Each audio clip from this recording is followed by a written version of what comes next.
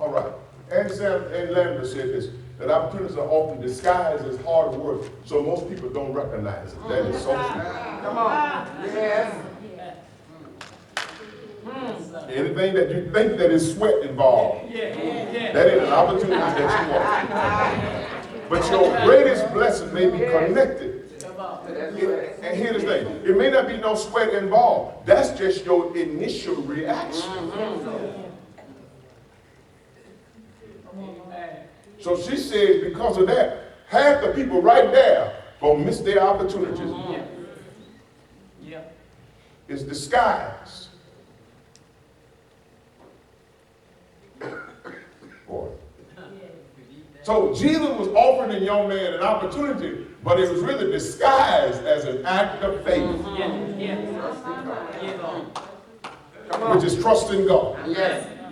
I'm going to give you an opportunity to grow in your faith, to trust God. Because Jesus explained to him what we already know, that without faith, it's impossible to please God. If you're going to get to the next level, you're going to have to learn how to trust God for what you can't see, for what you don't know. But God, I trust you anyway. I don't know how it's going to come out. But I know what your word says. That faith is the substance of things hoped for, and the evidence of what doesn't get faith. If you can believe, all things are possible. Faith is the power of God in my disposal. Faith is the window of glory that allows me to access the mysteries and the power of God. Faith is God's power in my disposal. Faith is the key to unlimited power of God. Faith is God putting my destiny in my own hands with his power. Faith. Come on. Hallelujah. If I don't get to where I'm going,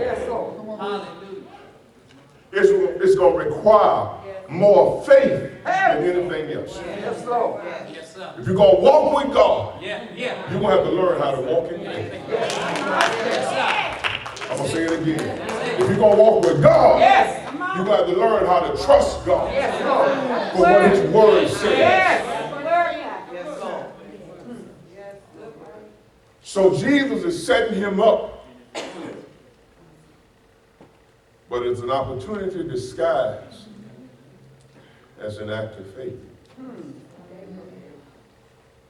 Now here he goes. He comes to them.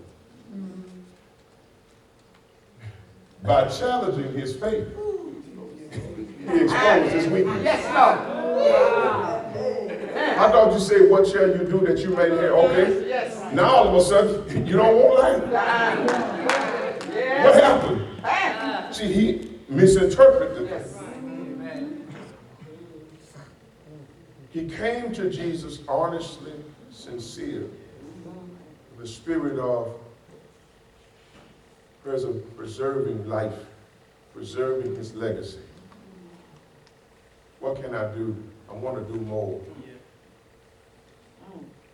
Jesus gives him an answer, but it's disguised. It's an opportunity to actually answer that question, but it's disguised. And so now what he gave him, what he needed, faith to get to the next level, really becomes that which exposes his weakness. See, it begs the question, how bad do you really want to be rich? Yes. How bad you really want. You want something bad, you figure it out. Work it. So it begs the question, how bad you really want what you say you want. So challenging his faith by saying, okay, you want me to answer that? Okay, here's what you do. Sell all that you have and give to. Okay, it's really faith that he's presenting as an opportunity, a faith walk. But by presenting that faith, he exposed his weakness. What was his weakness? That you want to preserve your legacy, but okay, what are you willing to give up What are you willing to sacrifice for this? He exposed his weakness. In other words, Jesus taught him this. Exposed this. And he had great service. The problem is that he ain't sold out. Oh, I hate to turn the corner. Come on now, girl. See, it's one thing to serve God. It's another thing to be sold out. Come on now. Anybody can serve. Anybody can lift their hands. And I want you, but everybody ain't sold out. Service is one thing. Sold out is another. Go back to my initial point. So it begs the question. How bad do you really want what you say you want? Because if you're not sold out, you're not going to be prepared to give up what it may cost you to get this blessing. Sold out means that whatever it is,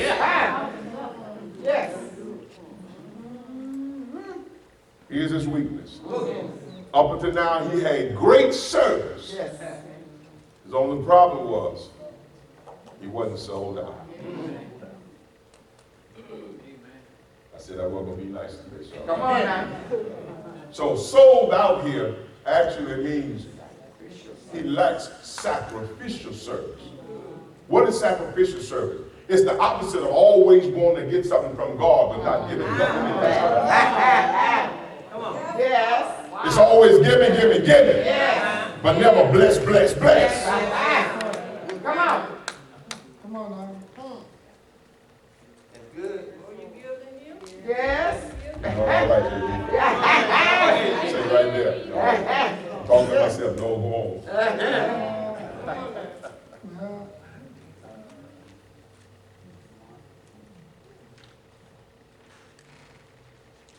In order to get ahead in life, you've got to learn the spirit of sacrifice. Yes, Lord.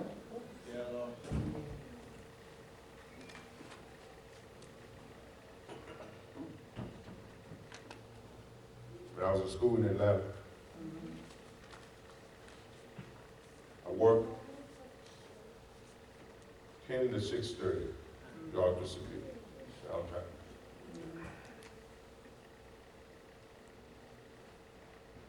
Went in, shower, change. It's right downtown, where the 80 Center was. Go to sometime Burger King, sit there, order some breakfast, go over my notes. Went to 8 o'clock class, clock is back. I'm still doing 18, 19, and one semester, 20-hour full workload, working all night.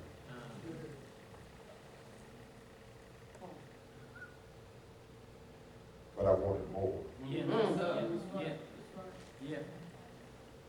would take me too long to go part-time. So I enrolled full-time. Even when I wasn't working there, I worked at IRS from 6:30 in the evening to 3 o'clock in the morning. Go home, mostly wouldn't go to sleep.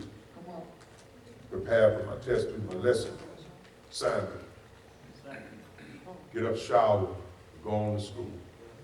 If I had a break on certain Tuesdays and Thursdays, I could always go to my car, to the library, to take me a nap, power nap as they call it. Get back up and go to my class.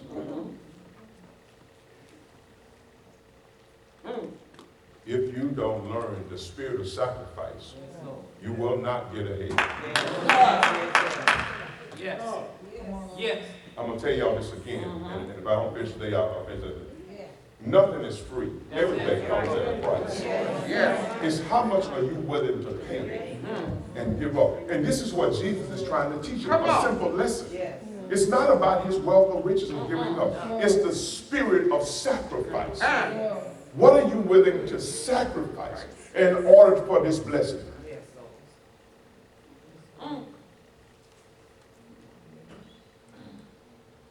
Praying and this drive means sacrificing.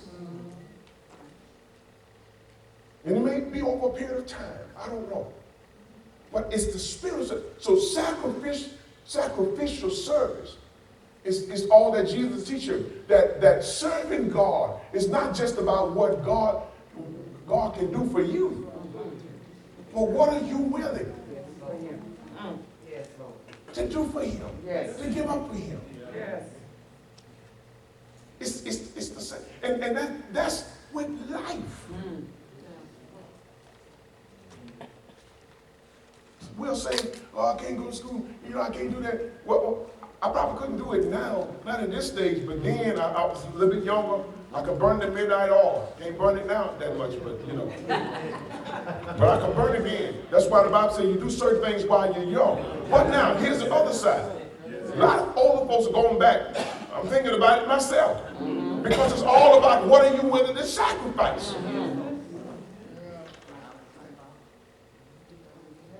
I burn it in the midnight all night. Because I sure be burning it. I'll be up at 2 or 3 o'clock.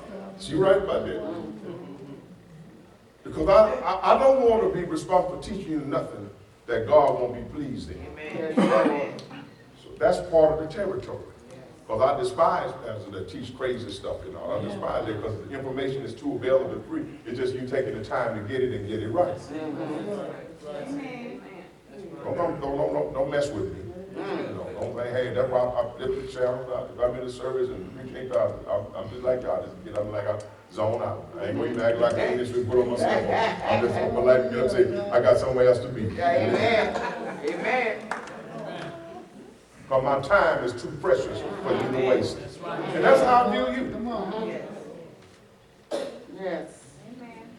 And you are the same way too. And you know what? I ain't mad at you.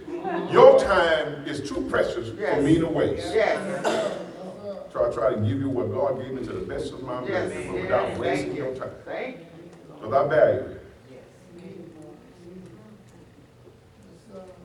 I'm going to say this and move on quickly. Say it again because this is important. You will not get ahead without spirit sacrifice. Amen, Lord. Amen. Amen. God is going to require you Yes. to sacrifice even the blessing.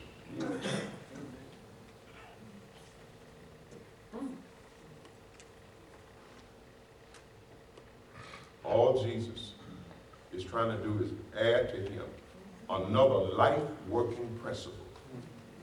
You want eternality? That's a great thing. I respect you for that. Here's how you can get it. But it wasn't what he wanted to hear because we don't want to hear sacrifice. And can I say this? This is not a setup for money. The spirit of sacrifice is just your take on life and blessings. It's not set up for money. It's some people, and I'm going to say this and move on. You know, some people, you even when you see them coming, you all of a sudden get busy because you know they always want something. I hate to even put it like that, but that's what's true. But here's the thing, ain't nothing wrong with that because we all at some point of play have need.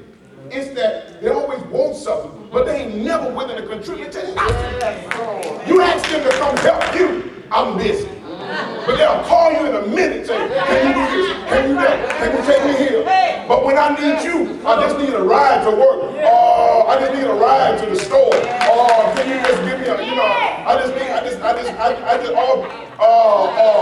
you know, I'm waiting on somebody. Somebody's coming. My car not running right.